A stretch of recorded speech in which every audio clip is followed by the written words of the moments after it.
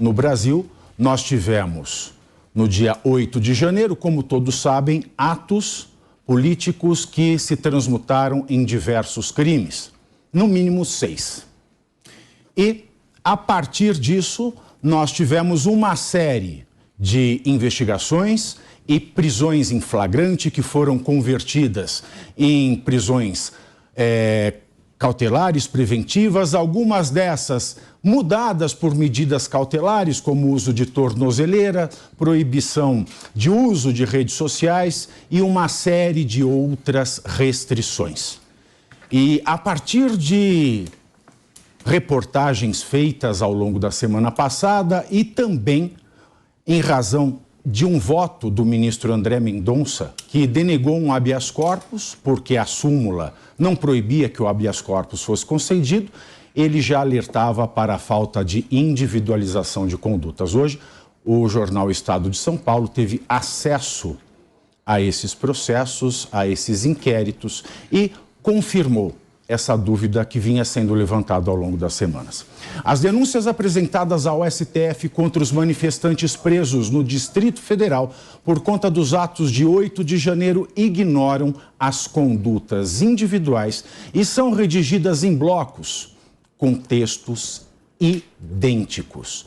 Segundo o jornal O Estado de São Paulo, ainda que cada pessoa responda de forma individualizada, existe uma divisão nas denúncias em pelo menos 2 lotes. No primeiro estão os detidos na Praça dos Três Poderes e no segundo, os que foram presos no dia seguinte no acampamento em frente ao Quartel-General do Exército.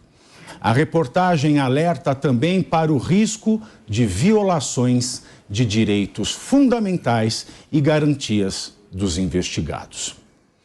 Pois bem, vamos relembrar aqui os atos do 8 de janeiro, né? É difícil esquecer e como nós vimos nesta reportagem, que foi um furo de notícia do jornal Estado de São Paulo, foi matéria da edição impressa de hoje, ele teve acesso a esses documentos, mas, segundo um dos procuradores que é responsável pelas denúncias da Lava Jato, ele disse que esse caso é um caso excepcional admitido pela jurisprudência. Por isso essa mesa de peso hoje, para que você tenha toda a informação e para que nós não caiamos em nenhuma informação falsa e possamos ajudar a levar um debate técnico e profundo. Quero começar aqui com o Fernando Capês, que é um dos maiores, se não o maior mestre em Direito Processual Penal do Brasil. O livro dele, Curso de Processo Penal, já está na sua 30ª edição. Eu trouxe para entregar para você. Muito obrigado. Com uma dedicatória carinhosa. Muito obrigado. Ele falou que era só para mostrar que... Com a condição que faça um close aqui também. Porque, não, mas é verdade. Por favor, né? Esse livro é o livro de cabeceira... A câmera não é a câmera 2. Quase todos os estudantes de Direito. Por favor, a câmera... Acerta 5. A câmera, irmão. É assim. A câmera 5. Pessoal, ontem... Tem que virar agora, eu tenho que virar diretor o papel de imagem. Sabe? Bom, mas tudo bem. Mas deixa para lá. Deixa eu voltar ainda. Muito obrigado. Nós temos exceções à regra do processo penal, Capês. É possível falar isso? Em matéria de direitos individuais, não há exceção. Eu vou precisar fazer uma análise ainda que rápida, mas uma análise jurídica, que nós estamos alertando já há algum tempo que não se defende a democracia com violação à Constituição. Não se defende a democracia com excepcionalidades, principalmente em matéria de direitos individuais e liberdade. Então, eu queria fazer uma análise, em primeiro lugar, processual. A indagação é a seguinte: por que se estabeleceu a competência originária do Supremo Tribunal Federal? Porque a Procuradoria-Geral da República que está oferecendo denúncia perante o Supremo Tribunal Federal se nós não temos nenhum deputado federal, nenhum senador denunciado. Portanto, não existe conexão que possa atrair a competência da primeira instância para o Supremo Tribunal Federal, que tem competência pela Constituição originária para julgar deputados e senadores para a prática de crimes comuns. Então, em primeiro lugar, existe uma súmula, o Supremo Tribunal Federal tem a súmula 704, a súmula 704 do STF permite que o Supremo Tribunal Federal julgue pessoas que não têm foro privilegiado. Inclusive, foi a jurisprudência formada por ocasião da ação penal 470, que é aquela do mensalão. Então, se há conexão, se existe concurso de crimes entre pessoas que não têm foro por prerrogativa de função e pessoas com foro perante o Supremo Tribunal Federal, é possível, sim, por conveniência da prova, da instrução, unir os processos. E o Supremo Tribunal Federal julgar todos os processos. Quem tem foro privilegiado, junto com quem não tem foro privilegiado. Mas o fato é que não tem nenhum deputado federal ou senador denunciado que pudesse atrair a competência do Supremo Tribunal Federal para o julgamento desta causa. Então vamos começar, vamos só redundar aqui para todo mundo entender. A gente está falando competência. Competência é o quê? A gente tem um monte de Ministério Público. Tem o estadual, tem o federal, tem a PGR, tem um monte juiz federal, juiz federal, juiz estadual. Juiz do trabalho, juiz civil. Exato. Tem um monte de coisa. E as pessoas se perdem nisso. Perfeito. As pessoas se perdem nisso. O ataque, os crimes cometidos, e continuo dizendo, qualquer crime é crime. E quem comete crime tem que responder pelo crime. Ponto. Tem que responder pelo crime, ponto. O que nós estamos dizendo aqui é que para responder pelo crime... Como responder por crime? Para que você tem que obedecer às garantias do processo penal. Perfeitamente. Que foi isso que fez anular, não é?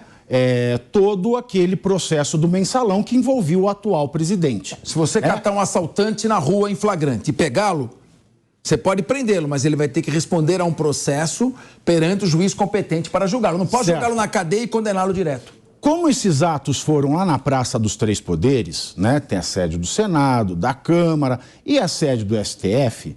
Boa pergunta. Quando a gente tem um ato criminoso nesses locais, quem é o juiz que julga? Perfeito. O artigo 43 do regimento interno... Então, primeiro, não tem conexão. Por esse motivo, não se justifica a competência do Supremo Tribunal Federal. Segundo ponto, o artigo 43 do regimento interno do Supremo Tribunal Federal diz que o Supremo Tribunal Federal tem competência para investigar atos praticados dentro de suas dependências. Ele não fala em competência jurisdicional. Ele não fala competência para julgar, até porque, em matéria processual, a Constituição Federal, artigo 22, inciso 1º, diz que é exclusivo ao Congresso Nacional legislar sobre o processo penal. Então, o regimento interno poderia autorizar a investigação, mas não firmar a competência para o julgamento. Esse é um primeiro ponto que eu gostaria de questionar, porque há pessoas que estão presas por prisões preventivas decretadas pelo Supremo Tribunal Federal. E, no nosso entender, a competência deveria ser das varas federais de primeira instância do Distrito Federal, certo, garantindo a estas pessoas o duplo grau de jurisdição, o direito a recorrer para uma segunda decisão. Até porque quem fez a intervenção foi o governo federal. Tendo sido o governo federal, quem investigou foi a Polícia Federal, ao invés da Polícia do Estado do Distrito, que era para garantir a segurança. Sim, mas é crime federal. Porque os bens, né, as sedes dos poderes são um patrimônio federal. Agora, Tiago, só para completar. Certo. Nós estamos falando aqui, primeiro, de competência para julgar.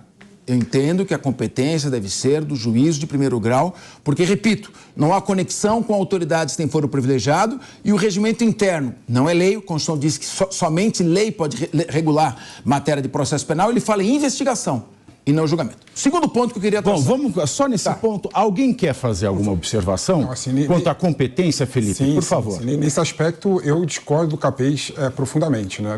Eu não discordo quando ele fala que há ilegalidade nas prisões. Mas, no meu entendimento, há um princípio geral do direito chamado contempt of court, né, que é a prerrogativa que a Corte Constitucional tem de defender ela mesma, né, porque sem a existência da Corte Constitucional não há Estado Democrático de Direito. Então, o artigo do regimento interno que o Capês colocou, e muito bem colocado, e foi como norma infralegal, na verdade, tem um caráter geral de princípio geral do direito, na minha opinião. Porque a Corte Constitucional tem que ter o direito e tem que ter instrumentos para defender ela mesma, né? Como o crime foi perpetrado no Supremo Tribunal Federal também, como houve invasão à sede do Supremo Tribunal Federal também, os outros, né? Ela consegue abarcar sim, porque é um movimento coordenado que violou o Supremo Tribunal Federal. Então, pelo princípio geral do direito, que toda a Corte Constitucional tem o dever de defender ela mesma, eu entendo que a parte de competência, a competência dá para defender que é do Supremo Tribunal Federal, sim. Vocês notem que nós estamos fazendo uma análise completa. Eu quero você tem alguma consideração quanto à competência? O Capês queria fazer um contraponto. Por favor. Eu quero fazer um contraponto. O princípio geral que rege o julgamento de processos é o princípio do juiz natural. Está na Constituição, é um direito individual inderrogável que não pode ser suprimido nem mesmo por emenda constitucional. E esse princípio diz: todo cidadão tem o direito de ser julgado pelo juiz com regras de competência previamente fixadas em lei e não em princípios genéricos. As leis que determinam e fixam as competências são leis que determinam somente o julgamento pelo Supremo Tribunal Federal de autoridades com foro privilegiado e por uma interpretação admissível de pessoas que praticam crime em conexão com ele. Então, o princípio do atentado contra a Corte, do desprezo à Corte, do ataque à Corte, cede espaço para o princípio do juiz natural. E o artigo 43 fala em investigação, não em julgamento. Processamento também fala. Eu queria fazer algumas provocações aqui, Pavinato, muito menos do ponto de vista do processo penal, que aí o Capês é professor nosso aqui, o Pavinato também é grande estudioso de direito penal, mas do ponto de vista de uma reflexão geral do direito constitucional, que é a minha área de estudo e formação. E no direito constitucional, a gente tem alguns elementos aqui que eu traria para a reflexão, inclusive do ponto de vista da competência. Porque o Capês muito bem explicou aqui as possibilidades de competência do STF em relação a algumas autoridades, se ali estivessem sendo investigadas com foro privilegiado, poderiam atrair as demais. Isso a gente tem aquele precedente, né, Capês, da ação penal 470, a questão do mensalão e tudo mais. Mas o ponto pode até ser, Capês, que tenha um fundamento está correndo no STF. Pode ser por quê? Porque, em tese, pode ter autoridade com foro privilegiado. E por que eu digo em tese? Porque até onde se sabe, não existe quem teve acesso total aos autos das investigações. Então, as partes não conseguem ter certeza disso. O Ministério Público, salvo engano, também não teve. E deveria ter, até para poder se manifestar a Procuradoria-Geral da República em dizer que não tem competência o STF. Será que teve acesso total e restrito aos autos? Bissoli, então eu indago a você, para ficar com a palavra com você, eu indago a você. Se houver uma denúncia perante o Supremo Tribunal Federal sem que haja deputados federais ou senadores em concurso, então não se fixou a competência por conexão. Exato, mas aí o que eu digo é tão estranho tudo isso, desde quando começou aquele apelidado inquérito do fim do mundo, que o STF cria um próprio inquérito em que vai levando aquilo e prorrogando, e ninguém tem acesso, e ninguém sabe quem é parte. Aí, ora se joga tudo dentro daquilo, ora se joga para outro lugar. E aí o Pavinato traz uma grande provocação do chamado estado de exceção, talvez não no sentido categórico e técnico do que se espera, mas do ponto de vista do caminho para, ou como a gente está caminhando para algo parecido com isso. Por que eu digo? Porque a gente tem figuras atípicas como esse inquérito já aberto anos atrás pelo STF. Depois essas condutas e a forma de se atrair a competência para o STF em relação aos atos do dia 8, que poderiam, em tese, Capês, no raciocínio de alguns, aí me corrija você se eu estiver enganado, ter um crime continuado, que começou lá atrás e vem se fazendo e se organizando para ter desembocado nesse dia 8. E aí eu pergunto, aonde teria que começar, do ponto de vista lógico, o raciocínio de toda essa investigação? Aonde teria que já ter algum tipo de ação para puxar o liame subjetivo dessa competência não do STF? Por quê? Tem um outro elemento importante aí que eu trago com uma discussão. Nós temos autoridades que tinham foro, como o presidente Bolsonaro, porque alguns podem dizer, mas o Bolsonaro pode estar sendo investigado, já não tem mais foro.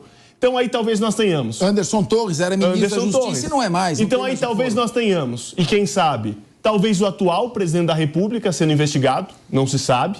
Eram autoridades, no dia que isso aconteceu tinha a responsabilidade que era do governo do Estado, do Distrito Federal, que o governador Ibanez foi afastado, seu secretário, mas tinham responsabilidades do governo federal também nesse aspecto. Então, talvez a gente venha a descobrir daqui a pouco, não sei.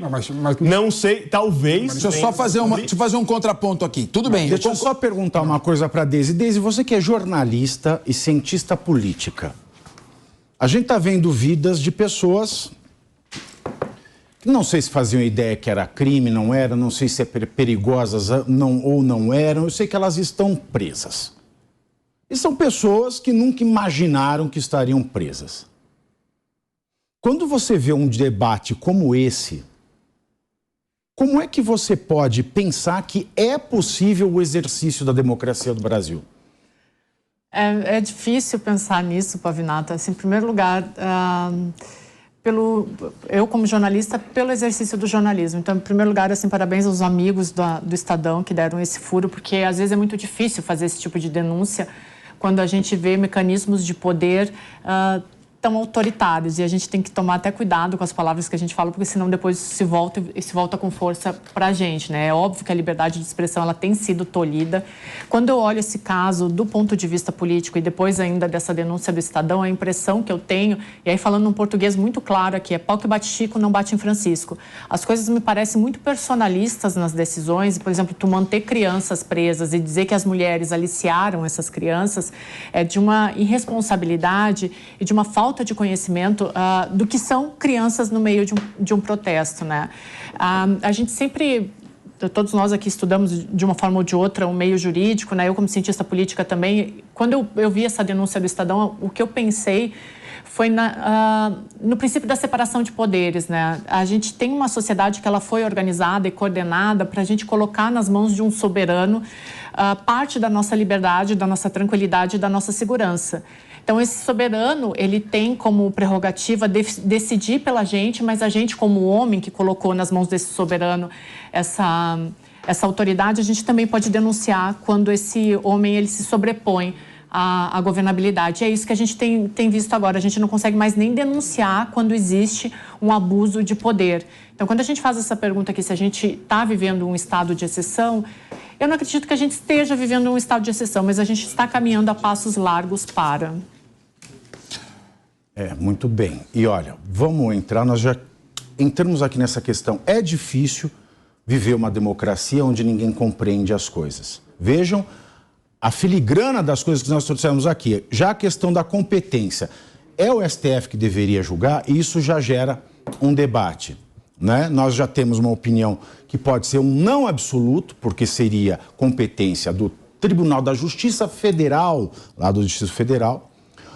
O entendimento de que poderia, pelo princípio de que a Corte tem o direito de se defender, e também por um outro ponto de vista trazido pelo Bissoli, de que não sabemos, pode ser que alguma autoridade no exercício da sua função esteja sendo investigada e vá ser processada por esses crimes.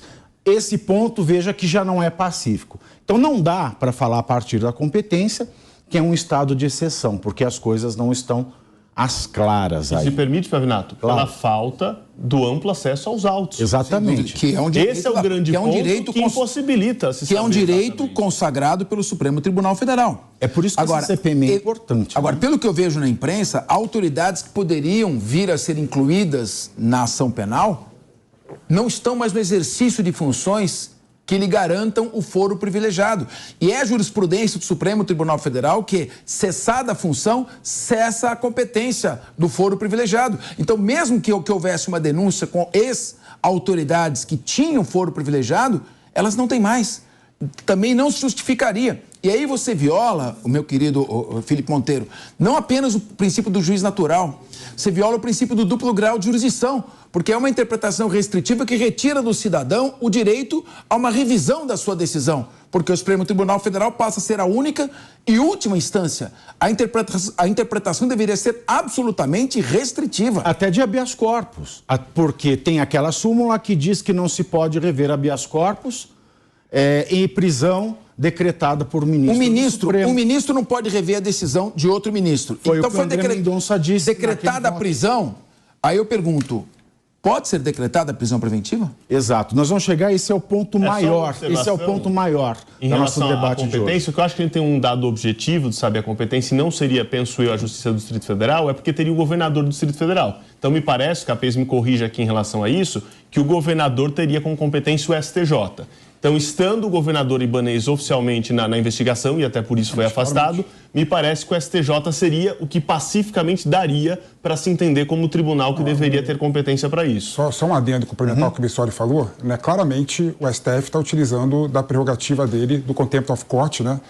de avocar para ele os processos de crime perpetrado dentro do STF. Tá, ok.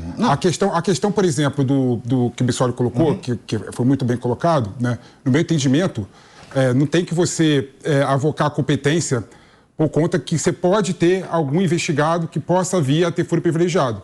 Na verdade, você vai para a competência originária que o Capês está falando, né? E se porventura esbarrar em algum parlamentar, em algum deputado federal, né? Você manda para o STF aquela parte da investigação. Então, a regra de competência é clara nesse sentido. Né? Felipe, a gente tem que tomar cuidado com uma coisa. Tem que tomar... em casos de grande clamor popular, principalmente em que há pressão da mídia, muitas vezes acaba se contornando os dispositivos legais. E nós estamos falando de criar uma jurisprudência para o futuro. Atente para isso. Não, nós estamos criando uma jurisprudência para o futuro. Não há crime sem lei anterior que o defina, ou seja, não existe crime se uma lei não diz que é crime. Sim. E também não há pena sem prévia cominação legal. E aqui também está escrito, se você achar... O princípio não é uma cominação legal. Eu não vou falar disso agora, você vai perguntar sobre prisão daqui a pouco. Não, nós vamos chegar. Bom,